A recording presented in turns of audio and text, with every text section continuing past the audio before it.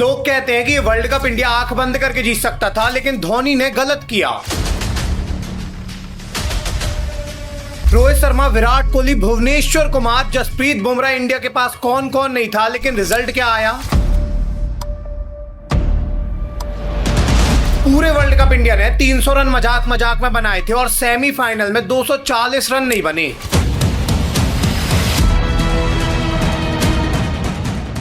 सामने तो team India world cup हार के ड्रेसिंग रूम में चली गई, लेकिन बैक में सब लोग वॉशरूम में जाके एक एक घंटे रो रहे थे। एक्चुअली में उस वर्ल्ड कप में ऐसा क्या हुआ था कि आज तक धोनी को दोषी माना जाता है उस वर्ल्ड कप के लिए। देखिए, कहानी की शुरुआत 30 मई 2019 को होती है, जब ओडीआई वर्ल्ड कप की शुरुआत होती है। ये world cup England and Wales में खेला जा रहा था एंड इस वर्ल्ड कप में इंडिया के जो कैप्टन थे वो विराट कोहली थे। वही विराट कोहली जो पिछले 4 साल से टेस्ट कैप्टनसी में इंडिया को इतने ऊपर लेके गए थे कि इंडिया 42 महीने से टेस्ट में नंबर 1 पोजीशन में था। वही विराट कोहली जिनकी आईसीसी रैंकिंग नंबर 1 थी तीनों फॉर्मेट के अंदर, मतलब दुनिया का सबसे बेहतरीन बैट्समैन जिसको कहा जा रहा था कि ये सचिन के सारे रिकॉर्ड तोड़ देगा, वो उस समय कैप्टन था। ये विराट का पीक था और विराट बस नहीं, ये टीम इंडिया का भी पीक था। अब आपको लग रहा होगा कि विराट का पीक टीम इंडिया का पीक कैसे हो सकता है, तो एक्चुअली में विराट का बस पीक नहीं था। विराट के साथ इस समय रोहित शर्मा भी पीक में थे, जो 3 दोहरे शतक मार चुके थे, वनडे क्रिकेट में सबसे महान बल्लेबाजी बन चुके थे। रोहित के साथ शिखर धवन की जोड़ी काफी कमाल कर रही थी, पिछले 6 साल से जोड़ी डोमिनेट कर रही थी, जहां शिखर बहुत अग्रेसिव बैटिंग करते थे, रोहित बहुत कामनेस से खेलते थे और ये दोनों मिलकर बहुत रन बनाते थे।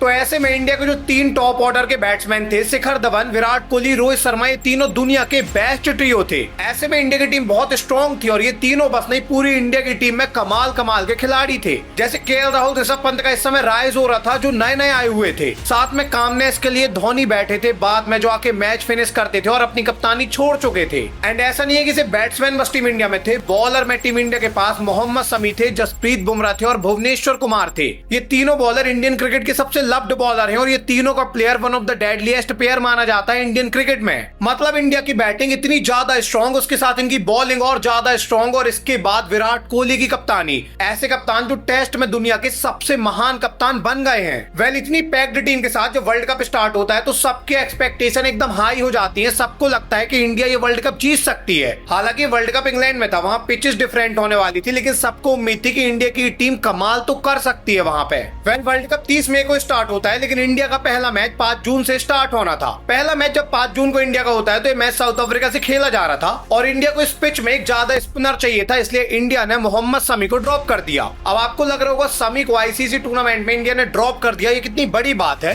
बट ये डिसीजन बाद में एक्चुअली में सही निकला, क्योंकि कुलदीप के साथ इन्होंने यूजी चहल को खिलाया था और चहल इस मैच में 4 विकेट लेके चले गए। इंडिया ने काफी इजली साउथ अफ्रीका को 227 पर रोक दिया और इंडिया को टारगेट मिला 228 रन का। अब बॉलर्स ने अपना पूरा काम कर दिया था, 228 का टारगेट था इंडिया के पास, जो काफी आसान होना चाहिए था। बट इंडिया से विराट कोहली 18 रन बना पाए, शिखर धवन तो 8 रन पे आउट हो गए थे, केएल राहुल 26 रन बनाते हैं और आपको लग रहा होगा कि ये क्या हो गया भाई। आपको लग रहा होगा कि इंडिया तो मैच हारने लग गई, लेकिन इंडिया मैच हार नहीं रही थी, क्योंकि एक तरफ से रोहित शर्मा टिके हुए थे। रोहित शर्मा इस मैच में पहली बॉल खेल के गए थे और आखिरी बॉल भी खेल के गए थे, मैच जिता के ही लौटे थे। इन्होंने टोटल 144 बॉल खेली थी, 122 रन बनाए थे नाबाद। अब इंडिया पहला मैच एक तरफा जीत जाती है और लोगों की एक्सपेक्टेशन बढ़ने लग जाती है। इनको लगता है कि इंडिया तो सही पे धमाकेदार टीम है, मैच फंसा तक नहीं है, इंडिया ने एक तरफा मैच जीत लिया है। लेकिन सेकंड मैच इंडिया को ऑस्ट्रेलिया से होना था। ऑस्ट्रेलिया एक ऐसी टीम जो लिटरली 2015 वर्ल्ड कप जीत के आ रही है, एक ऐसी टीम जो आईसीसी मैचेस में कमाल करती है। जब ऑस्ट्रेलिया से इंडिया का मैच होना था तो यहाँ पे लोगों को समझ में आने वाला था कि एक्चुअली में इंडिया कितनी स्ट्रॉन्ग है। और इस मैच में जब इंडिया की बैटिंग आई तो धवन रोहित ने मिलकर पहले विकेट के लिए 127 रन जोड़े। लिटरली धवन ने इस मैच में 117 रन मारे, रोहित ने भी 50 मारी और विराट ने भी 82 रन बनाए थे। इंडिया का ये ट्रियो जो महान माना जाता था, ये ट्रियो चला था और बाद में बचा कुचा काम भुवनेश्वर कुमार, जसप्रीत बुमराह कर देते हैं। दोनों 3-3 विकेट लेके जाते हैं। इन्होंने ऑस्ट्रेलिया को इस मैच में 36 रन से हराया था, क्योंकि इंडिया बहुत बड़ा स्कोर खड़ा कर चुकी थी ऑस्ट्रेलिया के सामने। वेल, इंडिया 2 के 2 मैच जीत गई स्टार्टिंग के, वो भी ऑस्ट्रेलिया जैसी टीम के सामने, साउथ अफ्रीका जैसी टीम के सामने। तो सबको लगा भाई इंडिया कुछ कमाल करेगी, सबकी एक्सपेक्टेशन और हाई हो गई। सबको लगा इंडिया पक्का वर्ल्ड कप जीत के जाएगी इस बार। हालांकि एक चीज दिक्कत वाली हो गई थी, ऑस्ट्रेलिया ऑस्ट्रेलिया मैच में और उसी दिक्कत के कारण आगे चल के इंडिया वर्ल्ड कप हार गई। देखिए हुआ क्या था कि ऑस्ट्रेलिया के साथ जो इंडिया का मैच चल रहा था, यहाँ पे धवन ने 117 रन मारे तो थे, लेकिन एक बॉल आके इनके लेफ्ट हैंड के थंब में लगी थी। ये बॉल पैट कमिंस की थी और धवन के थंब में जब ये लगती है तो इंजरी हो जाती है। हालांकि उस मैच में तो ये पूरा खेलते हैं, धवन पूरा एंड तक खेलते हैं, 117 बना के आते हैं, लेकिन इसके बाद ये ड्रॉप हो गए। बाद में जब देखा गया तो ये पूरे वर्ल्ड कप से बाहर हो गए क्योंकि इंजरी काफी सीरियस थी। अब देखिए जब धवन वर्ल्ड कप से बाहर हुए तो सबको लगा यार दिक्कत वाली बात हो गई, धवन से अच्छा ओपनर हमें कौन मिलेगा, लेकिन धवन के रिप्लेसमेंट में केएल ओपन करने लग गए और केएल की जगह मतलब 4 नंबर में एंट्री हो गई ऋषभ पंत की। अब ये टीम देखने वाला था मैनेजमेंट की कैसा परफॉर्म करती है, क्योंकि केएल ओपन आएंगे तो रन बनाएंगे या नहीं बनाएंगे। बट अगला ही मैच जो पाकिस्तान से हुआ, यहाँ ओपन करने जब केएल और रोहित शर्मा आए तो ये दोनों ने मिलकर 136 रन की पार्टनरशिप की। केएल का ये पहला मैच था एज अ ओपनर, इन्होंने 57 रन बनाए थे, कमाल की पार्टनरशिप की थी। बचा कुछ काम बाद में रोहित करते हैं, रोहित 141 की इनिंग खेलते हैं और इंडिया बनाती है 336 रन। बाद में इंडिया ने पाकिस्तान को 89 रन से हराया और इंडिया 3 के 3 मैच जीत गई। अब तो लोगों को बिल्कुल कंफर्म हो गया कि इंडिया पक्का वर्ल्ड कप जीतेगी, क्योंकि बिना धवन के भी डोमिनेट कर रहे हैं। मतलब इनको किसी की भी जरूरत नहीं है, कोई भी खिलाड़ी रहे या ना रहे ये डोमिनेट करना जानते हैं। और एक्चुअली में पाकिस्तान वाले मैच में भुवनेश्वर कुमार भी चोटिल हो गए थे, उनको हैमस्ट्रिंग इंजरी हो गई थी, इसलिए इस मैच के अंदर ये 2.4 ओवर डाल पाए थे और भुवनेश्वर जब इंजर्ड हो गए तब भी अब लोगों को टेंशन नहीं होती, क्योंकि धवन के बिना जब हम एक तरफा जीत रहे हैं तो भुवी के बिना भी एक तरफा जीतेंगे ही। और यही हुआ, क्योंकि चौथा मैच जब इनका होता है अफगानिस्तान के सामने तो यहाँ पे समी खेलते हैं किसकी जगह, भुवनेश्वर कुमार की जगह। अब समी भुवी की जगह खेलते हैं और ये भुवी से अच्छा परफॉर्म करते हैं, क्योंकि इस मैच में हैट्रिक लेके जाते हैं। इस मैच में समी ने 4 विकेट निकाले और इंडिया ये वाला मैच भी जीत गई। इसके बाद इंडिया का वेस्ट इंडीज से मैच होता है तो यहाँ पे भी समी 4 विकेट लेके जाते हैं। इंडिया ये मैच 125 रन से जीतती है और देखते ही देखते इंडिया सारे मैच जीतने लगती है। 5 में से 5 जीत के साथ ये नंबर 1 में बिल्कुल रहते हैं। बाद में जैसे भुवनेश्वर कुमार 2 मैच के बाद रिटर्न आते हैं तो समी एक बार फिर से ड्रॉप हो जाते हैं, क्योंकि इंडिया को स्पिनर ज्यादा खिलाना था तो यूजी चहल खेल रहे थे। तो समी इस वर्ल्ड कप में मिला जुलाकर 3 मैच ही खेल पाए थे और उसके बाद ये ड्रॉप हो गए थे। वेल समी इसलिए ड्रॉप हो गए थे क्योंकि समी नहीं थे तब भी टीम इंडिया जीत रही थी और समी थे तब भी टीम इंडिया जीत रही थी। टीम इंडिया को समी की वैल्यू समझ में नहीं आ रही थी, क्योंकि टीम इंडिया सारे मैच तो वैसे भी जीत रही थी और ये 9 में से 7 मैच जीत के नंबर 1 में फिनिश करते हैं। वेल 9 में से 7 जीत मतलब 2 मैच इंडिया हारी थी क्या? नहीं, 2 मैच इंडिया नहीं हारी, इंडिया 1 मैच हारी थी इंग्लैंड के सामने। एक मैच इंडिया का टाई हो गया था क्योंकि उस मैच में पानी गिर रहा था तो वो मैच स्टार्ट ही नहीं हो पाया।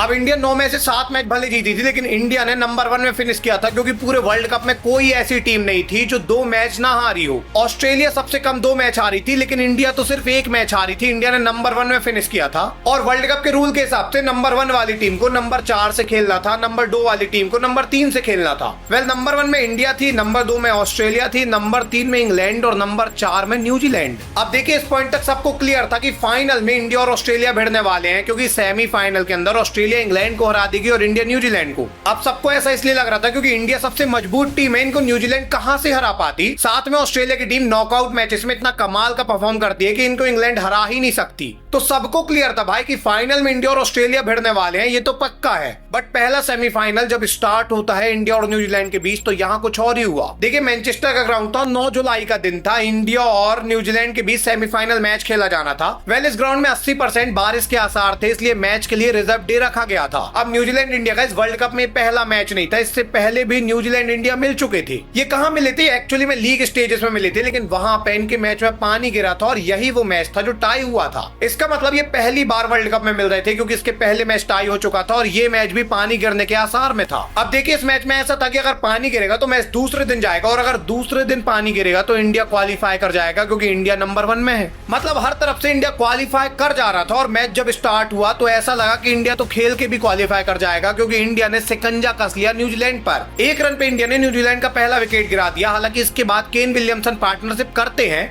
बट इसके बाद भी इंडिया की बॉलिंग बहुत ज्यादा पैक्ड थी, न्यूजीलैंड रन ही नहीं बना पा रही थी। 18 ओवर में न्यूजीलैंड 68 रन बना पाई थी। बाद में 19वें ओवर में उनका दूसरा विकेट गिरता है, 134 रन में तीसरा गिरता है और 200 रन आते आते इनके 5 विकेट गिर गए। रॉस टेलर ग्राउंड में जमे हुए थे, बाकी कोई भी बैट्समैन नहीं बचा था। न्यूजीलैंड पूरी बैकफुट पर चली गई थी और बाद में 46 ओवर हुए थे, 211 रन में न्यूजीलैंड के 5 विकेट थे और बारिश आ गई और मैच चला गया रिजर्व डे पर। अब देखिए मैच जब रिजर्व डे पर गया तो सबको क्लियर हो गया कि अब इंडिया ये मैच पक्का जीतेगी, और ऐसा इसलिए हो गया क्योंकि अभी तक 211 रन बने हैं, 4 ओवर बचे हैं, मतलब 250 से ज्यादा स्कोर नहीं बनेगा। इंडिया ने पूरी सीरीज में 336 रन ऑस्ट्रेलिया के सामने तो 350 इंडिया बना के आई है। ऐसे में इंडिया 250 रन तो ऐसे ही बना देगी। ऑलरेडी रोहित शर्मा 5 सेंचुरी मार चुके हैं, विराट कोहली लगभग 500 रन बना चुके हैं। इस पॉइंट ऑफ व्यू से सबको लग रहा था कि विराट और रोहित ये मैच खत्म कर देंगे। यहाँ पे तो कुछ होना ही नहीं है, इंडिया जीत गया भाई। वेल ये सही भी होता है। जब 10 जुलाई का दिन आया तो न्यूजीलैंड 250 भी नहीं बना पाई, 239 रन पे न्यूजीलैंड रुक गई। मिला जुलाकर टारगेट मिलता है इंडिया को 240 रन का और सबको लगता है इंडिया जीत गई भाई, कोई दिक्कत नहीं है। बट इंडिया की जब बैटिंग आई तो इंडिया के जो स्टार प्लेयर थे केएल राहुल, विराट कोहली, रोहित शर्मा, तीनों मिलके कितने रन बना पाते हैं? 3 रन। बाद में जडेजा ने कमाल की पार्टनरशिप की थी धोनी के साथ, 77 रन की एक नॉक खेली थी जो मैच सेवियर नॉक थी।